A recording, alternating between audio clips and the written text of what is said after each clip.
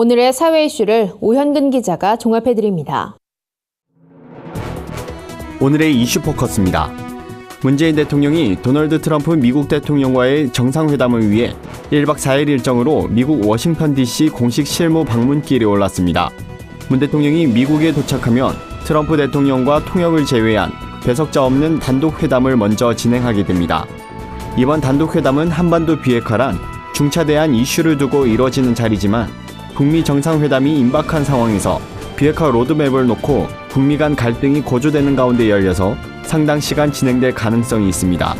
이에 따라 두 정상은 한반도 비핵화 로드맵을 두고 의견을 조율하는 데 집중할 전망입니다. 북한이 예고대로 23일에서 25일 풍계리 핵실험장 폐기 행사를 진행할 것인지에 관심이 쏠린 가운데 국제사회는 실제로 폐쇄된다면 북한 핵 문제 해결의 중요한 진전으로 평가받을 수 있을 것이란 기대감을 낳고 있습니다. 그러나 적지 않은 북핵 전문가들은 객관적인 검증 절차가 누락된 이번 폐쇄 방식에 아쉬움과 함께 우려를 나타냈습니다.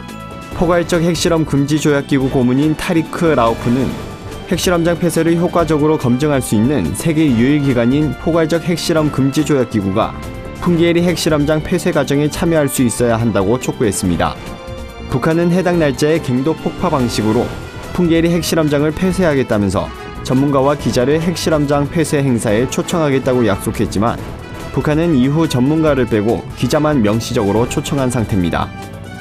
문재인 정부의 청년 일자리 위기지역 대책 추가 경정 예산안이 국회 예산결산특별위원회 예산조정 소위를 통과했습니다. 이는 정부가 지난달 6일 국회에 추경안을 제출한 지 46일 만입니다. 예결위는 전체 회의를 열고 정부가 제출한 3조 8,535억 원보다 약 200억 원 순삭감된 3조 8,317억 원 규모의 추경안을 의결했습니다. 이 중 2조 9천억 원은 청년 일자리, 1조 원은 구조조정 지역 관련 예산인 것으로 알려졌습니다.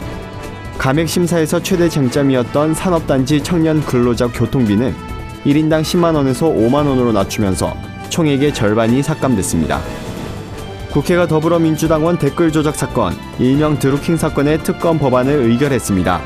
국회는 본회의에서 제적 288명에 찬성 183명, 반대 43명, 기권 23명으로 드루킹의 인터넷상 불법 댓글 조작 사건과 관련된 진상규명을 위한 특별검사의 임명 등에 관한 법률안을 가결했습니다.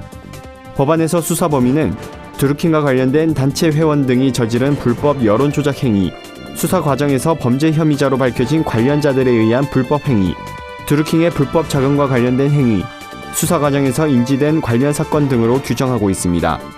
이번 특검법은 문재인 정부 들어 첫 특검으로 역대 13번째입니다. 구티비 뉴스 오현근입니다.